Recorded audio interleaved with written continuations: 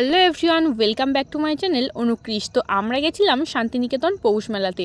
শুনেছি যে পৌষ মেলা নাকি ওখানে ভীষণ জোরদার হয়। এর আগে আমি একবার গেছি, ও গেছিলো, তবে আমরা বিয়ের পর এই প্রথমবার শান্তিনিকেতন পৌষ মেলা ঘুরছি। তো সকালবেলার ভিলেন আমাদেরকে একটু ছেড়ে দিচ্ছিলো স্টেশন পর্যন্ত। ও ফার্স্ট মর্নিংয়েই আমাদেরকে স্টেশনে ছাড়তে চলে এসেছিলো। আমাদের যদিও একটু বেরোতে লেট হয়েছিল, ট্রেন ছিল 12টা 5-এর, তো ক্যানিং থেকে শিয়ালদা।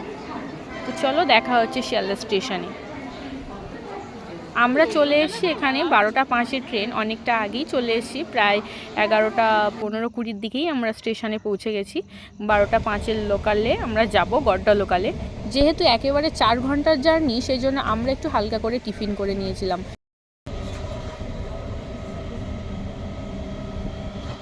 একটানা বসে থাকতে বোরিং তো লাগবেই, তার মাঝখানে যখন সন্ধে সন্ধে হয়ে আসছিল তখন সূর্যটা দেখো কত সুন্দর লাগছে, আর চারিদিকটা পুরোই ফাঁকা ছিল। এটা সম্ভবত বর্ধমানের কাছে বা বর্ধমান। তারপর কিছুক্ষণ ওয়েট করার পর আমরা চলে এসেছি এখানে শান্তিনিকেতনে। আমরা পৌঁছে গেছি। আমরা ভিড়ের জন্য বোলপুরে নামতে পারিনি, প্রান্তিকে নেমেছিলাম। দিদি টোটো পাঠিয়েছিল আমাদেরকে এগিয়ে নিয়ে যাওয়ার জন্য, তো টোটো করে আমরা চলে এসেছি দিদির ফ্ল্যাটে। এটা হচ্ছে দিদির ফ্ল্যাট। তো চলো দেখা হচ্ছে মেলাতে। এটা হচ্ছে পৌষ মেলার মেন গেট, আর ডান দিকে রয়েছে পুনর্মিলন যে উৎসবটা, তার গেটটা।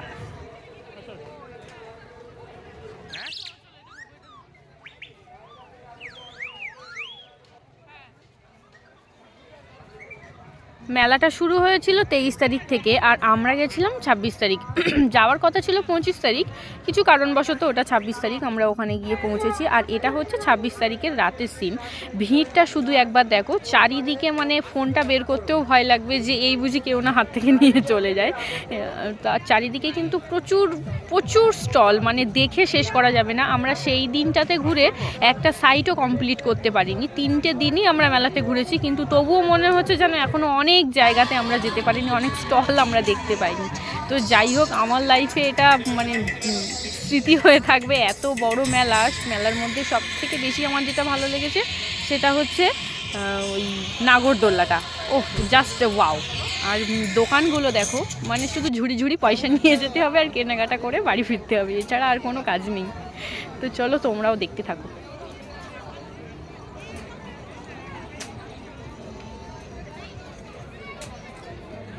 ধুলো উড়ে কি অবস্থা!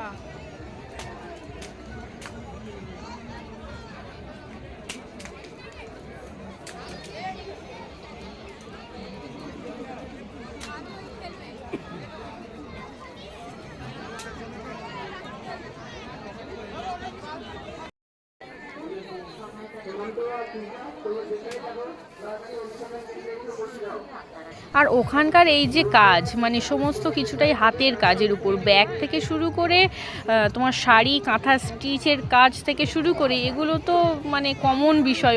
ওখানকার ঐতিহ্যই হচ্ছে এগুলো। আর এগুলো কিনতে না পারলে কতটা কষ্ট হবে একবার ভেবে দেখো। মানে ওখানকার যে জিনিস এখানে কিন্তু সেগুলো আবার পাবো না।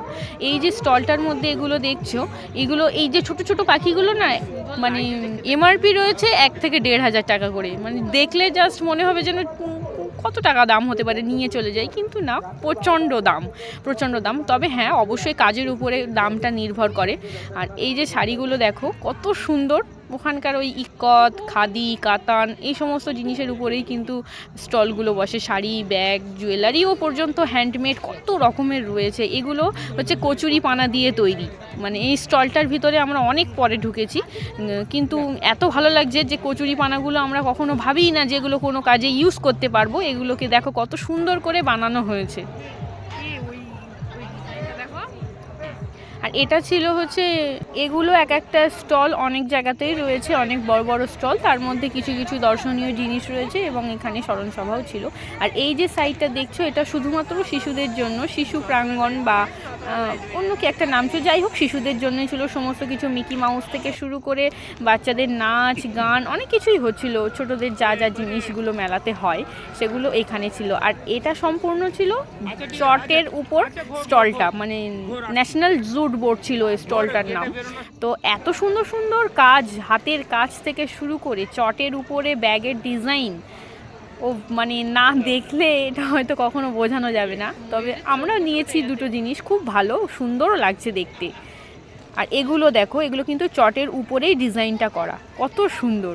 এগুলো ওয়াল হ্যাঙ্গিং রয়েছে। বহু মানুষের ভিড়, সাথে প্রচুর ধুলো, তো সব মিলিয়ে এনজয় করেছি আমরা অনেক।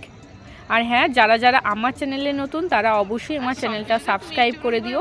আর ভিডিওটি ভালো লাগলে অবশ্যই লাইক কমেন্ট শেয়ার করে আমার পাশে থেকো, আর ভিডিওটি শেষ পর্যন্ত দেখতে থাকো, তাহলে অন্তত ধুলো না খেয়ে বাড়িতে বসেই শান্তিনিকেতন মেলাটা পুরো ঘুরে দেখার সুযোগটা পাবে। আর যাই হোক, ধুলো থেকে তো মুক্তি পেলে। তো চলো, এটা হচ্ছে ন্যাশনাল জুট বোর্ডের সাইডটা। এটাও একটা সাইট জুড়ে, মানে এতটাই বড় যে 5-7 মিনিট ঘুরেও কিন্তু শেষ করা যাবে না। তো সেদিন রাত্রে 26 তারিখ নাইটের ভিডিওটা আমি তোমাদের সঙ্গে শেয়ার করলাম। তো চলো, দেখা হচ্ছে নেক্সট ভিডিওতে। সবাই ভালো থেকো, সুস্থ থেকো এবং খুব খুব এনজয় করো। অ্যাডভান্স হ্যাপি নিউ ইয়ার রইল সবাই।